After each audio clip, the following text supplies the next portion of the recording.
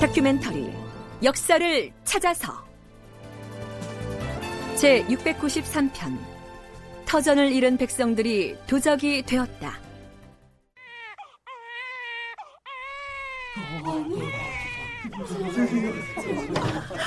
주상전하, 평안을이옵니다.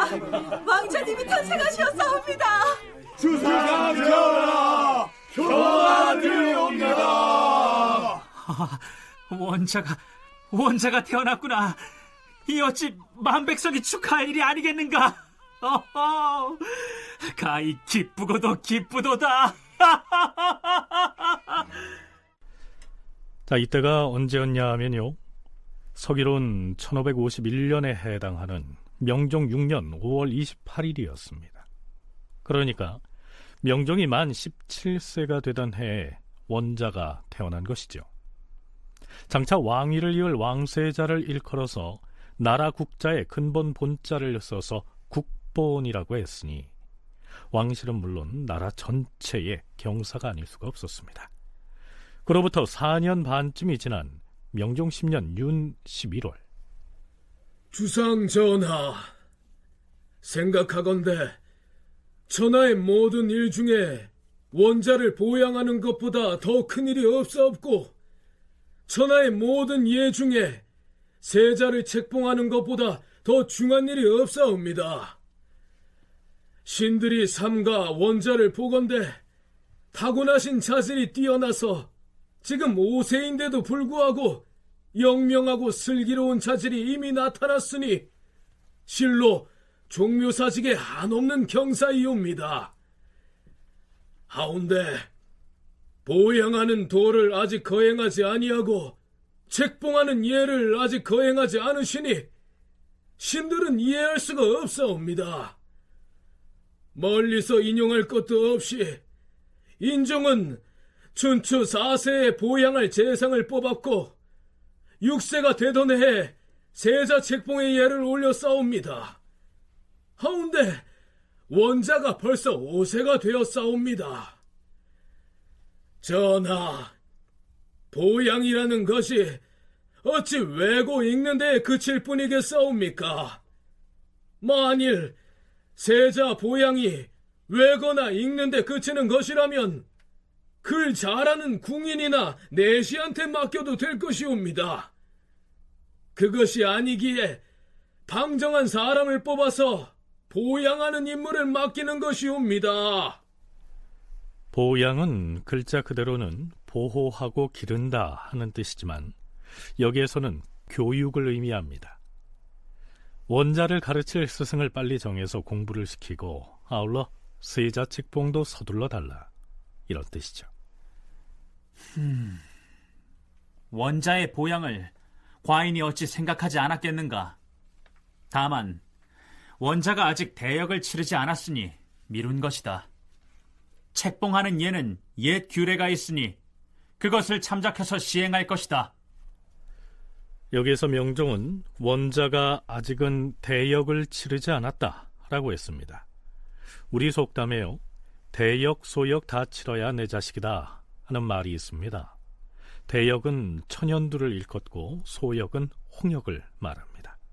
어린 나이에 겪게 되는 이 역병을 이겨내야 비로소 건강하게 성장할 것이라고 안심을 할 수 있었던 것이죠. 하지만 이후에 원자가 병을 앓았다는 기록이 없는 것으로 미루어 봐서 대역이나 소역을 거뜬하게 이겨낸 것으로 보입니다. 다음 해인 명종 12년 8월 17일 드디어 명종이 세자 책봉의 예를 거행하고 대소신료들에게 잔치를 베풉니다. 과인이 본시 부덕한 사람으로서 외람되게 왕통을 이어서 전전긍긍하며 보위를 지켜온 지 13년이 되었도다. 하늘로부터 견책을 받아 해마다 흉년과 재해가 이어지는 바람에 한 번도 백관이 함께 모이는 예를 행할 수 없었기로 마음속으로 미안하게 여긴 지가 오래되었도다. 이제 세자를 책봉하는 경사로 인하여 오늘 근정전에서 여러 신하가 모인 가운데 잔치를 베푸니 이는 바로 임금과 신하가 같은 마음 같은 덕으로 고기와 물이 함께 만나는 것과 같도다. 형들은 다 함께 실컷 취하고 즐기도록 하라.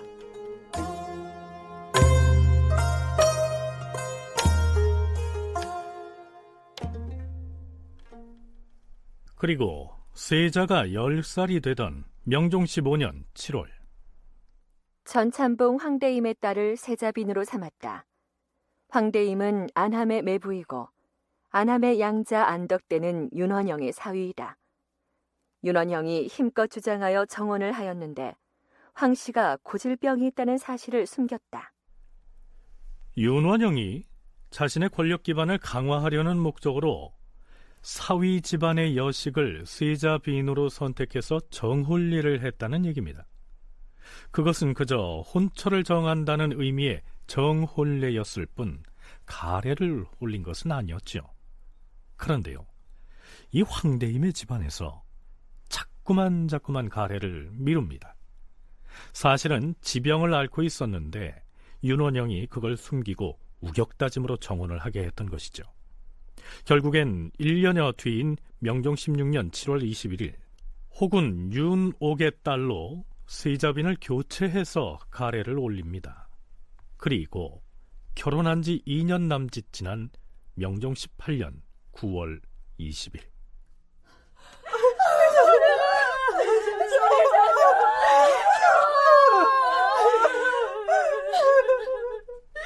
세자가 13살 어린 나이에 갑자기 세상을 떠납니다. 본명은 이부였는데요. 사망한 뒤에 시호를 순회로 지어서 추증했기 때문에 우리는 그를 순회세자라고 읽었습니다. 보름이 지난 10월 6일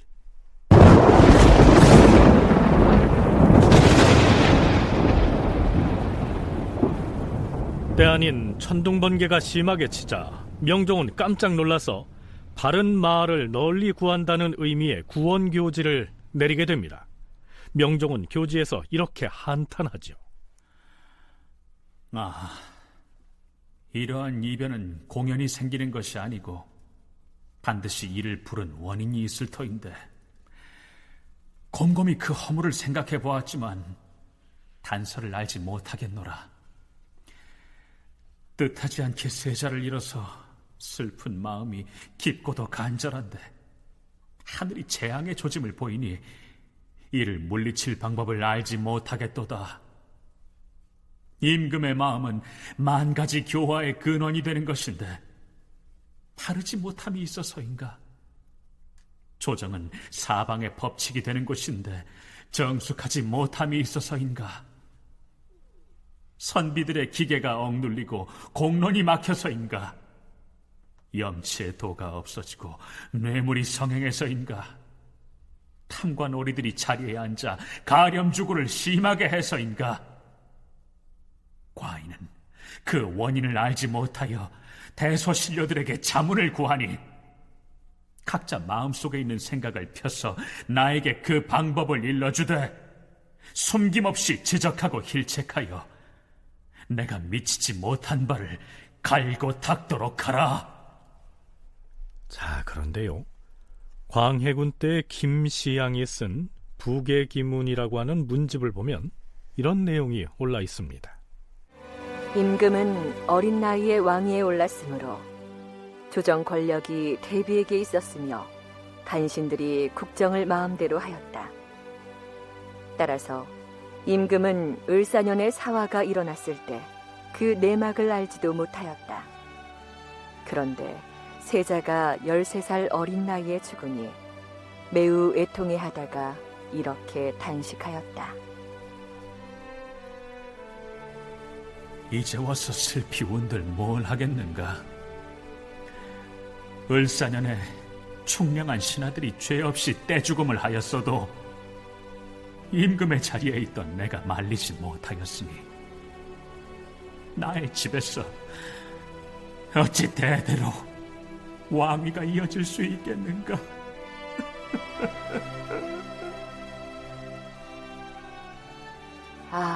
갸륵하도다. 임금의 말씀이여. 후세의 신하들을 울릴만 하도다. 명종은 중전인 인순왕후 이외에도 6명의 후궁을 뒀지만 죽은 순의 세자가 유일한 혈육이었습니다. 따라서 명종이 끝내 후사를 두지 못하고 세상을 떠났다라고 하는 것은 이후에 이어질 조선의 역사에도 적잖은 영향을 끼쳤죠. 전혀 예상치 못했던 인물이 왕위를 이어받아서 선조가 됐으니까요. 군주가 이제 바뀌거나 하는 그 과정은 굉장히 정치 권력과 밀접한 연관이 있습니다. 세자가 이렇게 사망을 했고 이후에 명종이 또 다른 어떤 그런 후사를 갖지 못한 상황에서 덕흥군의 삼남인 우리가 알고 있는 선조, 이 반계에서 왕위에 오르게 되는 그런 일이 일어나게 되는 것이죠. 그러니까 이 양상을 보면 왕의 기반이 굉장히 없는 사람이, 명종보다도 더 없는 존재가, 힘이 없는 사람이 이제 국왕이 되는 게 선조대 초반의 전국이라고 할 수 있고, 그러면서 명종대 외척들이 정권을 잡은 것이 얼마나 국정에 혼란을 일으켰는가에 대한 공분이 일어나게 되었고, 그런 것이 일량이 축출하려고 했다가 사실은 실패했던 그 부류들을 중심으로 해서 이제 어떤 소위 이제 그동안 우리가 살림으로 얘기했던 이 사람들의 목소리들이 이제 본격적으로 커지게 되는 게 선조 초반의 전국이라고 얘기할 수 있습니다. 서울대학교 규장각 한국학연구원의 송웅섭 선임연구원의 얘기 들어봤습니다. 그렇다면 만일에 순회세자가 일찍 죽지 않고 뒷날 명종으로부터 왕위를 이어받았다면 그 이후의 전국은 어떻게 전개됐을까요? 사림 세력이 득세하는 이른바 사림 세상이 되지 않고 다른 구조로 정치판이 짜였을까요? 서강대 계승범 교수의 견해는 이렇습니다. 만약에 세자가 죽지 않고 명종이 그냥 죽었다라고 해도 아마 사림 세상은 됐을 것 같아요. 왜냐하면 당시 그 시대 분위기를 막을 큰 힘과 권력이 사실은 없어요. 그러니까 잘 이해가 안 갈 때는 전두환 노태우 지나면서 왜 그들이 스스로 그 문민 정부로 가는 쪽으로 선회했는가를 생각하면은 금방 알 수 있고, 더 이상 막아봤자 막을 수도 없고 그 시대의 흐름을 어떻게 막겠습니까? 그런 맥락으로 본다면 이 세자가 죽지 않고 한 10대 나이에 즉위한다고 해도 그 주변에서 누구겠어요? 윤원영이고 뭐고 다 사라진 다음인데 다 살인밖에 없잖아요. 아니면 옛날 왼척 훈척이라 해도 이미 살인화 돼가고 있는 사람들이란 말이죠. 심의겸처럼. 그러면은 결국은 정치를 그냥 거의 비슷한 형태로 나가지 않았을까. 저는 개인적으로 그렇게 봅니다. 순회 세자가 죽지 않고 왕위를 이었다고 해도 살인들의 특세라든가 그에 따른 붕당 정치로의 흐름은 바뀌지 않았을 것이다. 이런 얘기입니다. 자, 우리의 역사 찾기의 진도는 명종 18년에 순회 세자가 졸했다. 여기까지 나아갔습니다. 여기에서 이후의 명종 치세에 대한 탐색을 일단은 멈추기로 하죠.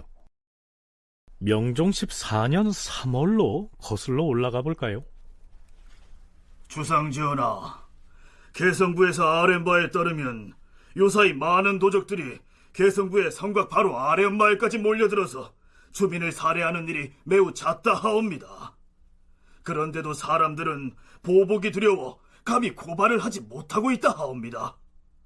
뿐만 아니라 개성부의 관리들은 그처럼 도적의 무리가 횡행하는데도 그들을 체포할 계획조차 세우지 못하고 있다 하옵니다. 전하께서 개성부 도사를 무신으로 뽑아보내라고 하교하신 것은 지당하오나 도적 무리가 워낙 강성해서 도사를 무신으로 뽑아보내더라도 별 소용이 없을 것이옵니다.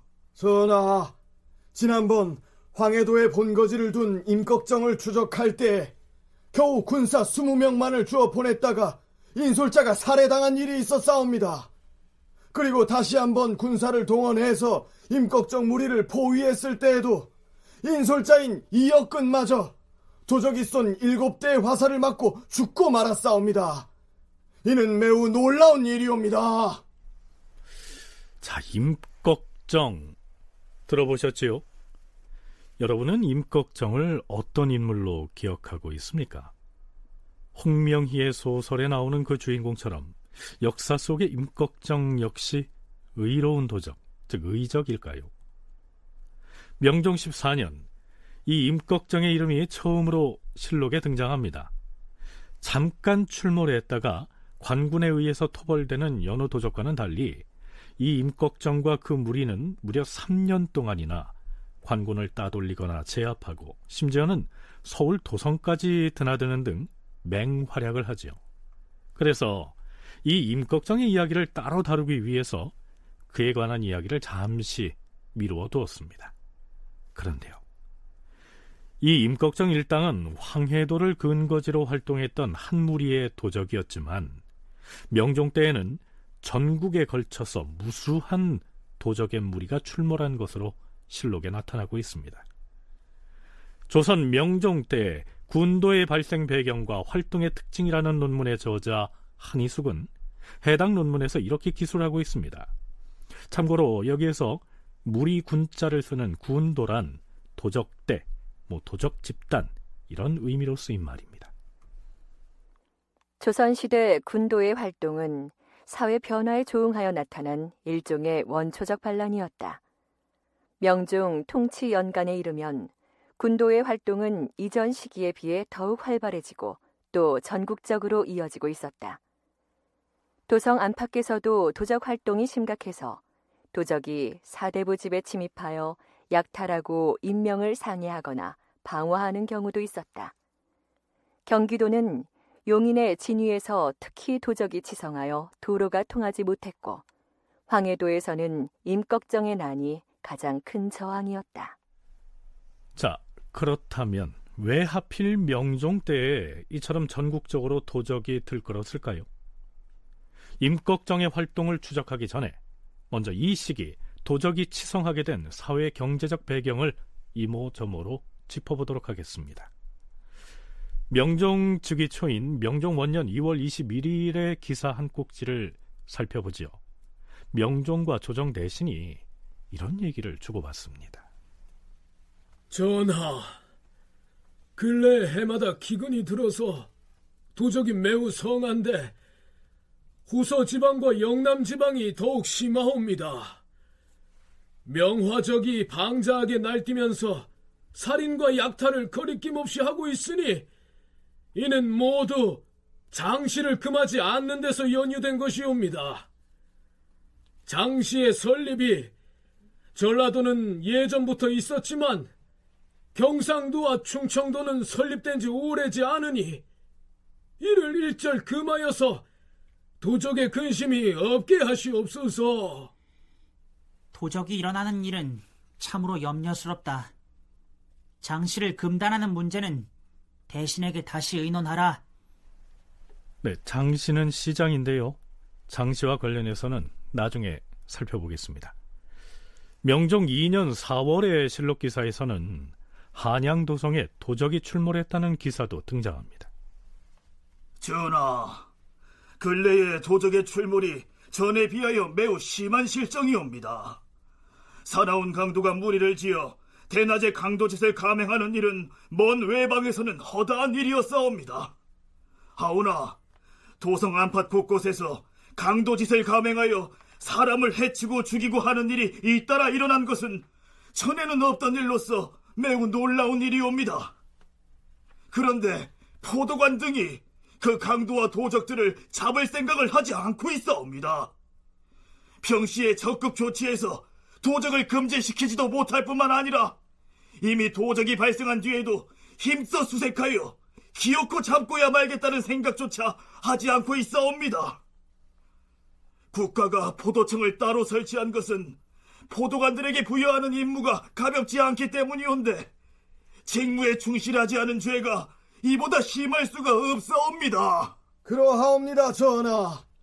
얼마 전에는 서울의 남소문동과 흥덕동의 사대부집에 명화적이 무리를 지어 침입하여 부녀자와 집주인인 조정관리를 모두 때려서 상해하였사옵니다. 이와 같은 변고는 심상히 보아서는 아니 되옵니다. 해당 지역의 포도대장, 종사관, 부장, 군관 등을 모두 의금부에 넘겨서 각별히 추고하여 다스리시옵소서. 과연 걱정이로다. 포도대장은 이미 추고하라고 명하였다. 하지만 그렇다고 반드시 하옥시킬 것까지는 없다. 네, 명종 초에 일어난 많은 도적 관련 내용 중에서 무작위로 2가지 기사를 선택해서 여러분에게 소개했습니다. 이후로도 도적 무리가 횡행했다는 기사는 무수히 등장합니다. 자, 잠깐. 네, 여러분은 밝을 명자에 불화자를 쓰는 명화적이라는 말 들어보셨습니까? 횃불을 들고 약탈을 자행하는 도적의 무리를 일컫습니다. 주로 몰락한 농민들이 집단화해서 도적으로 된 경우를 일컫는데요. 대체 이 시기에 왜 이렇듯 강도나 도적들이 도처에서 들고 일어났을까요? 경희대학교 한춘순 교수는 그 배경을 이렇게 설명하고 있습니다. 인사부정으로 임명된 수령들이 사실 대농민 현장의 일선을 지키는 지휘관인데요. 네, 전적으로 자신에게 맡겨져 있는 그 수치체제, 곡물이라든지 군역, 이런 수치제도를 자의적으로 시행한 것, 그러니까 이제 수탈을 했고 법적인 것을 훨씬 더 초과해서 강탈하듯이 이렇게 몇 배씩 이렇게 출염을 했기 때문에 그것도 굉장히 중요한 사회 경제적인 중요한 배경이 되었어요. 그러다 보니까 하층 사회가 동요가 될 수밖에 없었고요. 그 사회 분화 속에서 그래서 좀 힘 있는 자는 사방으로 흩어져서 승도가 된다라거나 군도로 변했고 그나마도 못하는 늙고 파리한 자는 유리도산하고 있었던 실정이죠. 네, 앞으로 각 지역에서 일어나고 있던 군도, 즉 도적무리에 관련해서 탐색을 이어나갈 텐데요. 하지만 진주교대 윤정 교수는 명종 때 도적들이 전국적으로 출몰해서 이러저러한 약탈을 자행했다는 기사들이 실록에 매우 자주 나타나는 이 상황을 조금 다른 시각으로 바라볼 필요도 있다고 얘기합니다. 특히 명종 때에 들어서면 도적들이 성행하는 기사들이 실록에 전국적으로 보입니다. 근데 명종실록은 선조 1년에 홍섬을 총재관으로 해서 실록을 찬술한 겁니다. 이 때문에 명종 당시를 선조 때 평가한 선에서 도둑들의 기사가 도둑이 없었다는 것이 아니라 집중적으로 배치되고 있다라고 감안을 하고 읽어야 될 필요가 있는 것 같습니다. 선조대, 명종대에 대한 기본적인 인식은 어떠냐면요. 어린 군주의 직위에 따라서 척신이 득세하고 사림을 탄압하고 그래서 정부의 기강이 해이되었다. 이거는 근대 우리의 인식이 아니라 조선시대부터의 당시의 선조대의 벌써 인식이었기 때문에 이것은 선조의 즉위 이후 사림들의 공식적인 입장입니다. 명종 때 척신 권세가들에게 탄압을 받았던 사림들이 선조 즉위 이후에 드디어 권력의 중심부를 이루었다면 지나간 명종 때를 어떻게 평가했을까요? 윤원영이나 심통원이나 이량 등의 척신들이 어린 임금을 허수아비로 만들고서 온갖 탐욕을 자행해서 국가의 기강이 해이해졌다. 이런 비판의식을 강하게 지니고 있었기 때문에 명종실록에다가 도적에 관한 기사를 집중적으로 더 많이 배치했고 그 내용도 상당히 과장됐을 가능성이 있다. 이런 얘기입니다. 도적 관련 기사 뒤쪽에 배치된 사관의 논평에도 이 사림들의 비판의식이 여실히 드러나고 있습니다. 윤원형과 심통원은 외척의 명문 거족으로서 무력을 한없이 부려 백성의 이익을 빼앗는데 못하는 짓이 없었으니 태도가 조정에 도사리고 있는 셈이었다. 그러니 그 아래 부류들도 거기에 휩쓸려서 이익을 추구함에 있어 남에게 뒤질세라 야단을 떨었던 것은 물론 자기만 알고 임금은 생각하지도 않게 되었다. 그러자 백성들은 공공해져 재물이 떨어지면 모여서 도둑이 되었는데 하나의 도둑이 창도하자 100사람이 호응하여 변방이 소란스럽게 되었고 양민이 해를 입어 마을이 텅 비게 되었으니 참혹하도다. 윤원형과 심통원 등의 큰 도둑이 조정에 들어앉아서 탐악을 부렸던 바람에 결국엔 양민들이 살 길을 잃고 유랑길에 나서서 도적이 됐다. 이런 비판이죠. 이렇듯 척신 세력을 비판적으로 얘기하려다 보니까 각 지역의 도적 출몰에 관한 사안들이 실록 편찬자의 눈에 더 자주 띄었을 것이란 분석입니다. 자, 그렇다면 앞에서 소개한 명화적이 도성에까지 나타나서 약탈을 자행했다는 기사는 어떻게 읽어야 할까요? 이 명화적의 사례는 명종 때만 나타나는 게 아니라 세종 때 많은 수가 확인됩니다. 그리고 성종, 중종 때에도 다수 확인됩니다. 그런데 제시한 명종 2년의 사례에서 보면 대단히 심각한 사례다라고 정부가 명종실록에서 얘기하고 있는데, 이 사례는 일단 도성에서 발생한 사례이기 때문에 굉장히 큰 사례고요. 게다가 사대부 집안에 침입해서 부녀자를 상해한 사례니까 봉건 시대에 이건 완전히 능상의 폐륜의 상황이기 때문에 심각한 상황으로, 명화적이지만 심각한 상황으로 인식한 것입니다. 이 때문에 포도대장이 추구되는 상황이죠. 그런데 진짜로 정부가 심각하게 했다면 간원들이 얘기하듯이 종사관, 부장, 군관까지 전부 추구하라 그러는데 포도대장 했으니까 됐다 정도에서 수습하는 선에서 봤을 때 과연 도성 내에서의 명화적의 집단적인 한 거, 이렇게 인식하고 있었던 것으로 보이지는 않습니다. 이 포도청 관원들에 대한 처벌이 미미한 것으로 봐서 명화적이 무슨 도성에 대거 침입해서 심각한 상황이 발생한 것은 아니었을 텐데, 무슨 대단한 사태가 일어났던 것처럼 과장해서 기술을 해놨을 것이란 얘기입니다. 하지만 왕조실록이 사실을 기술할 뿐 지어내지는 않는다 하는 의미의 수리부작의 원칙하에 쓰였음을 감안하면 없는 일을 꾸며서 쓰지는 않았겠죠. 자, 그럼 이제부터 명종실록에서 조정의 도살인 2명의 대도, 이렇게 지칭한 윤원형과 심통원 등 척신 세력의 토지 탈점이나 탈법행위의 사례를 짚어보죠. 시간을 잠시 뒤로 뛰어넘어서 명종 21년 7월로 가보겠습니다. 이때는 윤원형이 사림의 탄핵을 받아서 쫓겨난 뒤에 목숨을 끊은 지 8개월여가 지난 시점입니다. 주상 전하, 사원부에서 아뢰옵니다. 전라도 한평 현감 정홍헌은 본시 성품이 타막하여서 현감으로 부임한 후에 오직 백성들의 재산 침탈만을 일삼아 왔사옵니다. 하물며 죄인 윤원형의 도망간 종이 사사로이 비축해놓은 공물을 전라감사에게까지 보고해서 사람을 동원하여 마치 관청의 창고를 지키듯이 경비하게 하고는 도망간 그 종이 돌아오기를 기다리고 있사옵니다. 이 얼마나 해괴한 일이옵니까? 전하, 지금 한평현의 백성 가운데 안정된 처소를 잃고 떠돌아다니다 굶어 죽어간 사람의 수가 얼마인지 알 수가 없사옵니다. 그런데도 현감이라는 자가 백성을 구제하여 안정시키지도 않고 도리어 잔인하고 포악하게만 다루고 있는 실정이옵니다.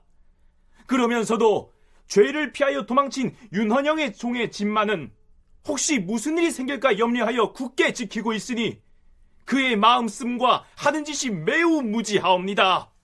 파직시키시옵소서.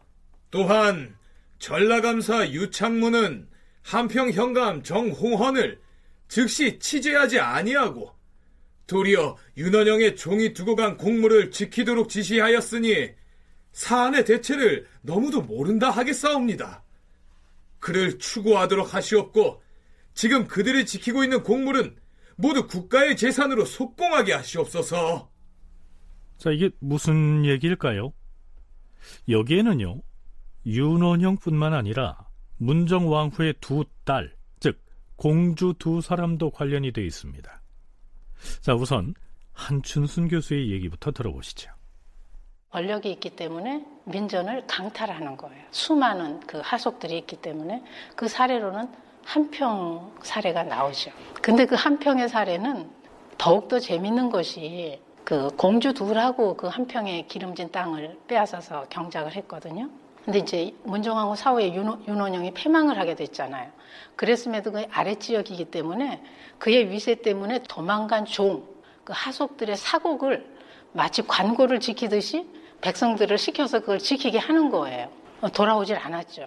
그런데 이 공주 둘이 그 사곡을 백성들과 소송을 했어요. 호조에.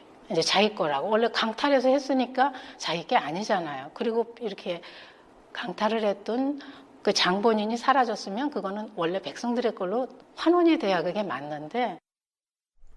자, 여기에 등장하는 두 공주는 의혜공주와 경현공주입니다. 그렇다면 윤원영이 탄핵을 받아서 쫓겨난 이 상황에서 한평현감과 전라도 관찰사는 왜 윤원영이나 그의 종이 백성들로부터 수탈해 쌓아둔 곡식을 고을 주민들에게 도로 나누어 주지 않고 오히려 나라의 창고를 지키듯 수비를 강화하고 있는 것일까요? 일단은 실록에 기술된 대로 그 자세한 내막을 살펴보도록 하겠습니다. 윤원영은 생시에 의혜공주, 경현공주와 함께 한평고을 백성들의 토지를 빼앗아서 오랫동안 경작해 먹었다. 그런데 드디어 윤원영이 조정에서 쫓겨나자 땅을 빼앗긴 백성들이 분을 참지 못하고 관가에 몰려들었다.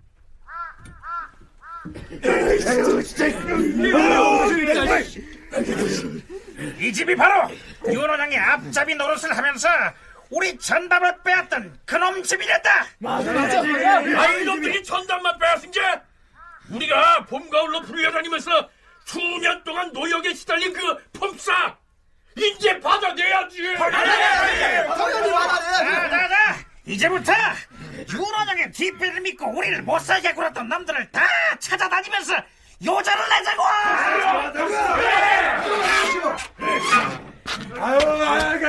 우리가 한 발 늦었네. 무슨 소리야? 그 윤원영이 쫓겨난다는 말을 듣고 그 앞잡이가 식솔들 데리고 벌써 도망을 다 쳐버렸어. 자, 그런 말이야. 저쪽에 느티나 마을에 정관의 집으로 가자고. 그 집도 벌써 반포집 꾸려가지고 야반도 좀 해버렸다네. 이런 그러지 빼앗긴 우리 전담은 누구한테 찾아달라고 해야 하나? 토지 문서를 가지고 관야로 가서 돌려달라고 따져보자고. 돌려주지 않으면 그 한양으로 올라가서 호주가 됐든 형주가 됐든 그래 찾아와서 송사라도 해야지. 맞아. 그보다 먼저 현감한테 가서 윤원영이가 종을 시켜서 창고에 쌓아둔 곡식부터 우리 나눠달라고 하자고. 고을 백성들이 크게 노하여 제가끔 땅을 찾겠다고 나서자 윤원영의 종들과 그동안 윤원영의 세력에 의탁했던 자들이 모두 가족을 데리고 멀리 달아났다. 윤원영이 강제로 빼앗은 백성들의 논밭은 거의 전국에 널려 있었다. 그 때문에 그들에게 당한 사람들이 벌떼처럼 일어나서 다투어 원수를 갚으려 하였다. 그들은 윤원영이 쫓겨난 곳마다 쫓아가서 욕설을 해댔고 돌을 던지거나 화살을 쏘는 사람들도 있었다. 또한 토지를 되찾기 위하여 법을 가지고 소송하는 자들이 떼를 지어 몰려드니 해당 군읍은 그 송사를 감당할 수가 없었다. 그래서 국가에서는 각 도로 하여금 강직하고 명철한 관리를 정하여 고을을 돌아다니며 조사해서 땅들을 본 주인에게 돌려주도록 하였다. 상황이 이러했던 것입니다. 실록에는 윤원형이 고을 양민의 토지를 모두 빼앗아서 입추의 땅, 즉 송곳 하나 세울 땅도 없었다라고 하거나 혹은 살기가 어려워서 모두 도망을 쳐버려서 10집 중에 8, 9집은 비어 있었다, 이렇게 적고 있습니다. 자, 그렇다면 윤원형이 전라도 한평의 토지를 탈점해서 사람을 시켜서 농사를 지을 때 의혜공주와 경현공주도 함께 했다, 이것은 무슨 뜻일까요? 윤정 교수의 얘기를 들어보시죠. 백성들이 입추의 땅도 없다거나 10가구당 8, 9집은 비었다는 것은 그것이 현상적인 것을 드러내는 표현일 수도 있지만 상당히 과장된 의례적인 투식으로 봐야 될 것 같습니다. 그래서 제가 생각하기에는 척신들의 토지 탈점이 백성들을 유리하게 만드는 직접적이고 전체적인 원인이라고 보는 것은 좀 무리가 있지 않는가라는 생각을 합니다. 다만 제시하신 문정왕후의 동생 윤원영의 사례는 의해 경영공주의 외숙으로서 이들의 경제적 기반을 공주들도 이제는 더 이상 수조권에 의한 왕실이라 할지라도 나중에 하가를 하게 되면 자신들의 경제적 기반을 확보해야 되기 때문에 외숙이 직접 나서서 공주들의 경제적 기반을 확보하는 데 애를 썼을 가능성은 있습니다. 의혜의 공주와 경현 공주에게 윤원영은 외숙이 됩니다. 그래서 조카인 이 두 공주의 경제적 기반을 마련해 주느라고 한 평의 땅을 확보하지 않았겠느냐, 이런 해석인데요. 명종실록이 선조 때의 살림 세력에 의해서 쓰였음을 감안해서 윤원영이나 당시 조선 왕실에 유리하게 해석을 하자면 그렇다는 얘기입니다. 그렇다면 문제의 그 한 평 땅과 곡식은 이후에 어떻게 처리될까요? 사헌부에서 아랜대로 전라감사 유창문은 불러서 추고하고 한평 현감 정홍헌은 파직하라. 전하, 윤원영의 종이 비축해둔 곡물도 속공하여 고을 백성들에게 나눠주도록 명하시옵소서. 곡물은 호조에서 잘 처치할 것이니 속공할 것 없다. 속공은 임자 없는 재산을 관청의 소유로 한다는 얘기입니다. 명종이 이렇게 얘기한 이면에는 윤원형의 종이 비축해둔 곡식을 두 공주에게 돌려주기 위한 의도가 있었던 것 같습니다. 그렇다면 윤원형이 두 공주와 함께 민간으로부터 탈점해서 농사를 지어왔다는 그 토지는 어떻게 처리될까요? 물론 그 땅을 빼앗겼다고 주장하는 한평의 농민들이 소송을 합니다. 그런데요, 이 두 공주도 맞소송을 합니다. 이때 두 공주의 집에서 고을 백성들에 맞서서 호조에 소송을 하였다. 임금은 호조의 관리로 하여금 판결을 하게 한 뒤에 그 곡물을 승소한 집에 주려고 하였던 것이다. 임금이 말했다. 한평 고을의 그 땅은 두 공주가 떼어받은 것이 분명하다. 이렇게 판결이 나니 한평현의 백성들은 처음에는 윤원영에게 빼앗기고 마침내는 공주의 집에다 갖다 바치는 격이 되었으니 원망이 더 깊어질 수밖에 없었다. 백성들 편에 서야 할 군주까지 사사로이 왕실 종친을 위해서 이러한 결정을 내리게 됐으니 백성들이 거처를 버리고 사찰로 가서 승도가 되거나 혹은 정처 없이 유리해서 도적이 되지 않을 재간이 없었을 것이다. 이런 추정을 해볼 수가 있겠죠. 지금 우리는 어째서 명종 때 떼를 지어서 몰려다니는 군도, 즉 도적의 무리가 전국적으로 창궐을 했는지 그 배경을 탐색하고 있습니다. 앞에서 윤원형과 관련된 사례 한 가지를 짚어봤는데요. 또 다른 척신으로서 명종의 처족인 심씨 일가가 있었지요. 물론 심통원과 이량 등이 타막해서 이런저런 탈법과 비리들을 자행했다는 사례가 실록에 많이 나옵니다만 심씨 일가 중에서 가장 적극적으로 그리고 가히 전방위적으로 욕심을 채운 사람이 있었습니다. 심전이라고 하는 인물이죠. 심전은 심통원의 조카입니다. 이 사람은 과거 급제 후 승정원의 좌부승지와 우부승지를 거쳐서 경기감사를 지낸 인물이죠. 이 심전이 오랜 기간에 걸쳐 저지른 탐욕스러운 행태는 명종 21년 10월에 그가 대간의 탄핵을 받는 시점에 가서야 일일이 밝혀져서 실록에 오르게 됩니다. 자, 들어보시죠. 전하, 심전은 타고난 성품이 탐욕스럽고 음험하며 간사한 자이옵니다.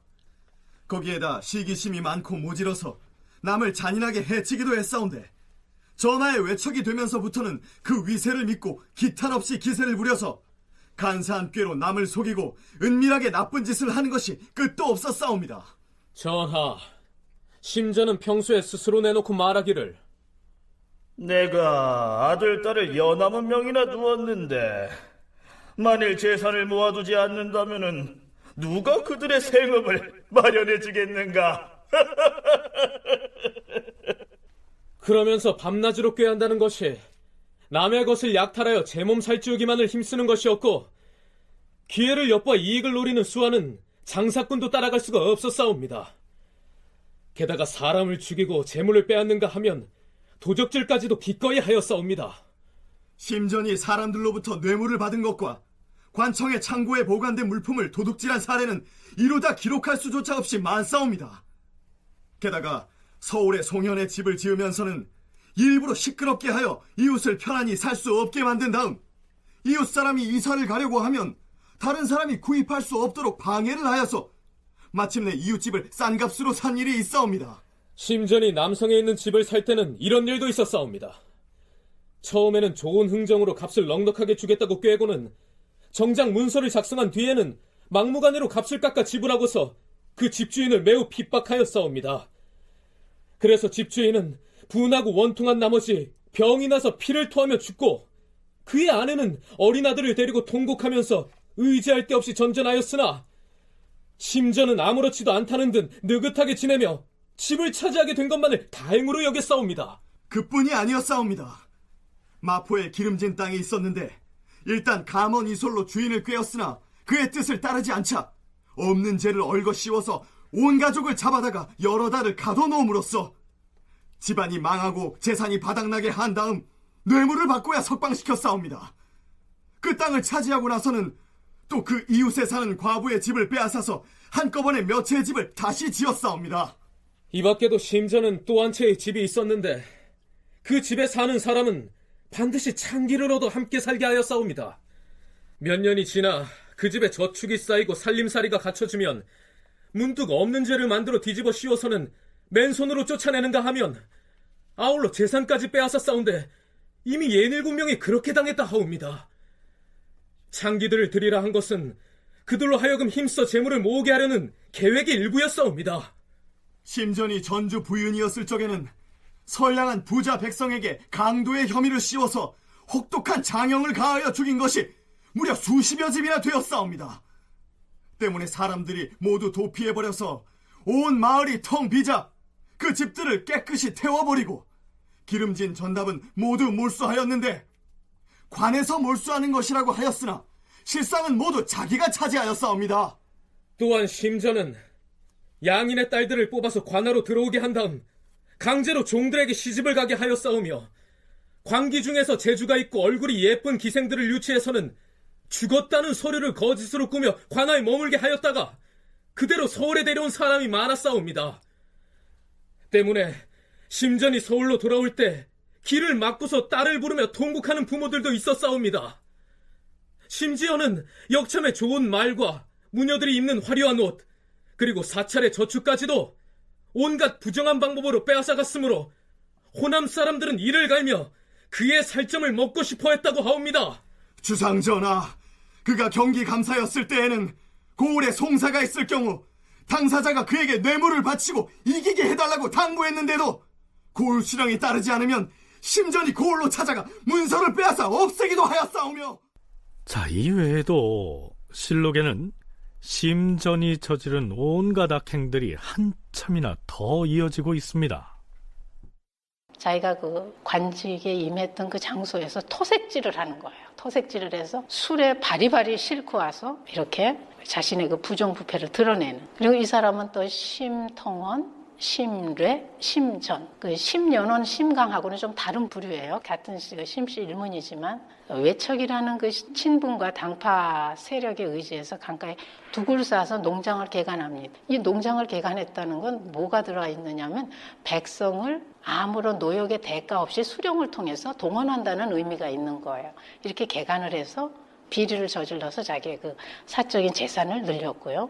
그뿐만이 아니죠. 그렇게 해놓고도 몇몇 사람을 잘 사주해서 자기가 이렇게 지방관으로서 훌륭한 치적을 남겼으니까 나를 그 지역에 그 임기를 더 늘릴 수 있도록 조정에 상언을 해달라. 심전과 같은 사람이 몇 년 동안 지방 수령으로 붙박혀 있었다면 그 고을 백성들의 상당수가 살던 곳을 떠나서 유민이 될 것이고요. 또 일부는 무리지어서 군도가 되기도 했겠죠. 명종 때의 권세가들이 토지를 확보하기 위해서 눈독을 들였던 조금 별난 땅이 있었습니다. 갈대밭입니다. 명종 8년 8월 사관원의 간관이 이렇게 말합니다. 전하, 황해도는 바로 사신이 왕래하는 길목으로서 그곳의 백성들이 사신의 숙식을 접대하는 비용은 다른 도의 10배나 되는 실정이옵니다. 하여 고을 백성들의 이용 후생의 방도를 시급히 강구해야 할 것이옵니다. 특히 황주, 안악, 봉산, 재령 등의 지역은 땅이 바다에 인접해 있사오며 토지 또한 염분이 많고 습기가 많아서 농사를 짓기가 어렵고 오직 갈대만이 무성하옵니다. 염분이 많고 습기가 많아서 농사를 지을 수 없다 하면 무엇으로 백성들이 생계를 삼는다는 말인가? 이들 지역에 사는 백성들은 갈대밭에서 나는 갈대를 이용하여 삿갓과 삿자리 따위를 만들어 팔아서 생계를 유지하고 있사옵니다. 그 백성들이 떠돌아다니지 아니하고 머물러 살아가는 것은 바로 이 때문이옵니다. 그렇다면 이용 후생의 방편을 따로 궁리하지 않아도 될 것이 아닌가? 하운데 몇 년 전부터 힘있는 권세가들이 그 갈대밭을 묵은 땅이라고 침탁하여 관청으로부터 토지 문서를 만든 다음 이곳에서 생산되는 갈대를 가지고 도리어 그곳 백성들에게 팔아 많은 이익을 얻고 있사옵니다. 그렇게 되니 그곳 백성들은 졸지에 앉아서 생업을 잃어버리고 살던 곳을 버리고 떠나기까지 해야 하니 매우 불쌍하옵니다. 전하, 당장 호주에 명하여서 그 토지 문서에 등재된 갈대밭을 당장 환수하여 생업을 잃은 백성들이 이익을 나누도록 하시옵소서. 허허, 그런 일이 있다는 말인가? 그 땅 문서에 허와 씨를 호조에 물어서 그 땅을 환수하도록 하라. 자, 여기서 황해도 주민들이 갈대를 이용해서 만들어서 파는 물건 중에서 삿자리라고 하는 것은 갈대를 엮어서 만든 깔고 앉는 돗자리들을 일컫습니다. 이 갈대밭은 농사를 짓지 못하기 때문에 주인이 따로 없었죠. 이러한 산림선택을 개인들한테 나눠주지 않았기 때문에 국가가 전부 관리하고 있었는데 원전을 침탈하는 건 공주들도 쉽지 않은 사례이기 때문에 그러면 지배층들의 입장에서 더 이상 토지를 확보하는 데 있어서 만만하게 될 수 있는 것이 이런 상대적인 산림천택지일 수 있습니다. 그래서 산림천택지들을 개인적으로 국가에 의해서 절수를 받아서 떼어받아서 자신의 소유권화하는 현상들이 나타납니다. 이렇게 되면 소유권을 확보한 거기 때문에 갈대밭의 경우에는 갈대를 자르는 비용들을 본인들이 잘라서 가져가는 사람들한테, 농민들은 옛날에는 그 갈대를 사용했으니까 특산물을 올려보내는 수준으로 이용하던 것을 이제 소유권자가 생겼으니까 그 소유권자한테 내야 되는 형태도 있고요. 윤정 교수의 얘기 중에요, 산림천택이라는 말이 나왔습니다. 숲과 하천과 못 등을 일컫는데요, 산림천택, 여민공지라고 하는 말이 있습니다. 이들 땅은 원칙적으로 국가 소유인데 그 고을 백성들이 함께 이용하도록 개방한다, 이런 뜻입니다. 그래서 그 고을의 백성들이 함께 갈대를 채취해서 삿갓도 만들고 삿자리도 만들면서 생계의 수단으로 삼았겠죠. 그런데 갑자기 권세가가 나타나서는 그 갈대밭을 자신이 개간한 땅이라고 신고하고서 땅 문서를 만들어버렸다, 이런 얘기입니다. 한춘순 교수의 얘기도 들어보시죠. 황해도는 물론 그 비옥한 농토가 있는 지역도 있지만 그 바다에 인접해 있는 그 지역에서는 염분이 있기 때문에 농사를 짓지 못하거든요. 그래서 황해도 백성들은 갈대밭에서 그 구한 갈대로 삿갓과 돗자리 같은 걸 만들어서 생계를 유지를 했기 때문에 갈대밭이 곧 이제 삶의 터전이라고 할 수가 있는데요. 근데 이제 황무지를 개간할 경우에는 개간자가 자기 소유권을 인정받을 수 있도록 법으로 규정이 되어는 있었어요.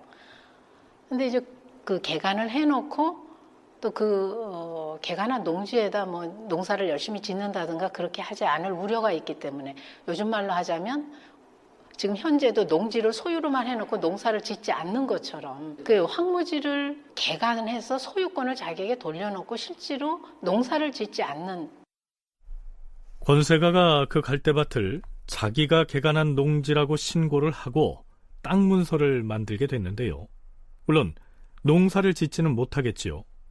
본래 땅이 거칠어서 농사를 짓지 못하는 땅은 비록 농지로 올라 있더라도 세금을 내지 않습니다. 자, 그렇게 되면 어떤 일이 생길까요?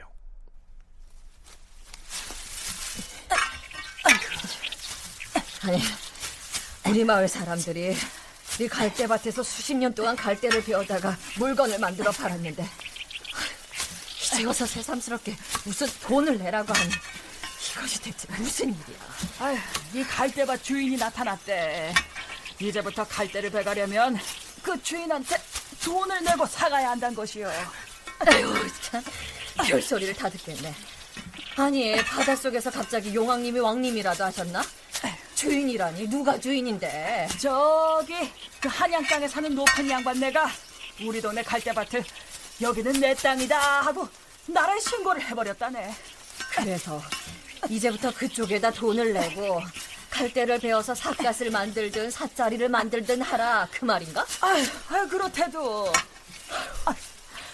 아유, 이제 이마저도 못 해먹게 생겼으니 우리도 짐 싸서 떠야겠네, 그려. 뜨면 어디 가서 뭐 해먹고 살게? 도적질이라도 하지 뭐.